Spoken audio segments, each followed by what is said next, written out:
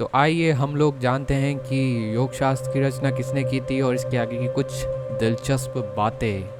चलिए, मैं हूं अभय कुमार शर्मा और आप देख रहे हैं शर्मा जी योग शास्त्र की रचना महर्षि पतंजलि द्वारा की गई है। योगश्चित्त वृत्ति निरोध अर्थात चित्त की वृत्तियों का निरोध ही योग है। योग के इन 8 अंगों यम, नियम, आसन, प्राणायाम, प्रत्याहार, धारणा, ध्यान और समाधि में यदि हम देखें तो चित्त की वृत्तियों का निरोध ही योग के रूप में दिखाई देता है।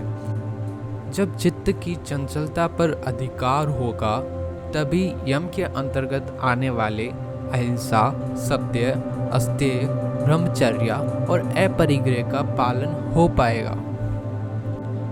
इसी प्रकार नियम के अंतर्गत शौच, संतोष, तप, स्वाध्याय और ईश्वर प्रणिधान तभी संभव होगा जब मन वश में रहेगा। हमारा मन सभी इंद्रियों का संचालन करने वाला है।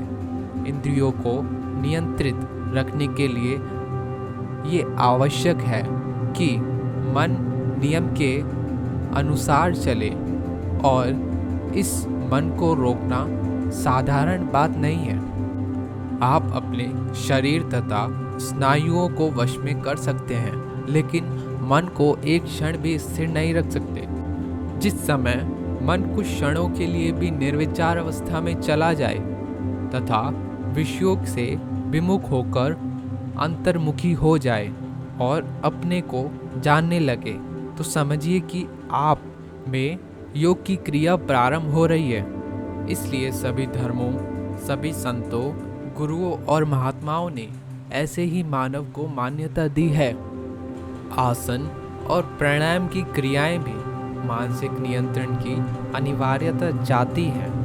प्रत्याहार स्पर्श, रूप, रस, ग्रंथ की कामनाओं का दमन ही है। धारणा में एक निष्ठता अनिवार्य होती है और ध्यान में एकाग्र मन विचार की स्थिति में रहता है। समाधि और कुछ नहीं, अटल ध्यान की लंबी उपस्थिति है। इस प्रकार यदि हम देखें तो पाएंगे कि योग आनंद में जीवन जीने की एक कला है।